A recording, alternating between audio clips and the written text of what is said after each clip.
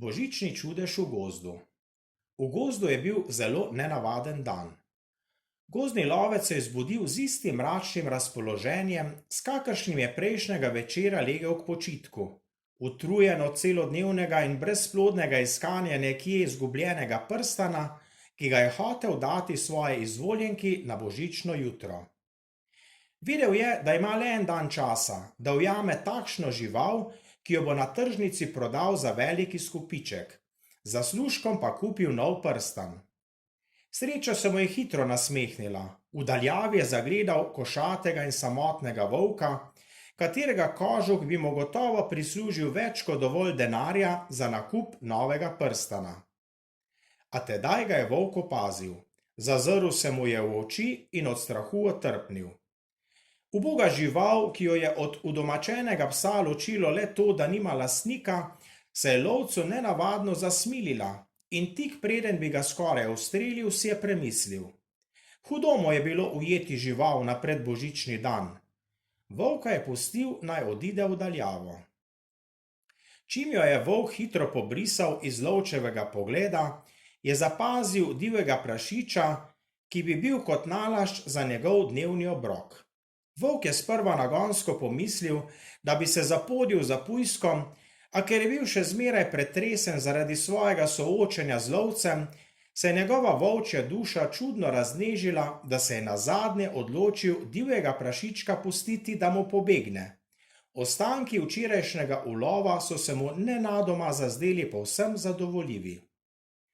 Divji pujsek, ki je hitro kot blisk tekel proč od velikega volka, se je zatekel v goščavo, kjer je domoval, in se v naglici zaletel naravnost v velikanski kup žira, ki ga je pridno nabiral vso jesen. Njegova zaloga se je raztresla po tleh in pujsku se je prvič zazdelo, da ima veliko več živeža, kot je mislil, in da je njegova zaloga veliko večja od zalog drugih živali in v resnici celo prevelika zanj samega. Misel o prenatrpanosti njegove gozdne shrambe mu ni dala miru in navsezadnje je sosedu Bobru, ki je komaj da imel kaj za podzob, radodarno podaril dovolj žira za 7 dni. Hvaležni Bober, ki je bil ravno namenjen, da bi preglodal najlepšo gozdno jelko in jo prinesel domov ter vsaj z njo razveselil svojo družinico, če že ne more z nabrano hrano, se je po prejetju pujskovega daru odločil, da lepe jelke ne bo preglodal. Pustil je rasti prav tam, kjer se je mogočna vzpenjala v nebo, svojo družino pa po obilnem kosilu peljal na sprehod, kjer so si ogledali čudovito jelko. Jelki je močno odleglo, ker ni bila podrta, in tudi njo je istega dne obšlo blago občutje, ki jo je nagovorilo, naj stari sraki, ki je sicer ni marala, nocoj dovoli prenočiti med njenimi vejami.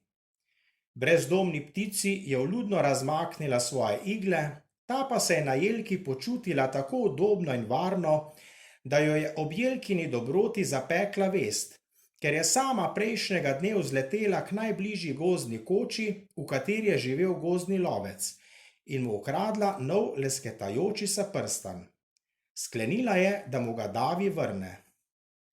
Ko se je lovec naslednjega božičnega jutra, precej pozno, skoraj da opoldne zbudil v svoji gozdni koči, je na zunanji okenski polici opazil močno lesketanje in čim je stopil pogledat, le kaj se tako sveti, je njegovo srce poskočilo od presenečenja. Bil je izgubljeni prstan. Hitro ga je pobral in očistil, ter se zahvalil lastni slutni, ki ga je prejšnjega dne nagovorila, naj volka pusti živeti, in božičnemu čudežu, ki je poskrbel, da mu je bila dobrota poplačana.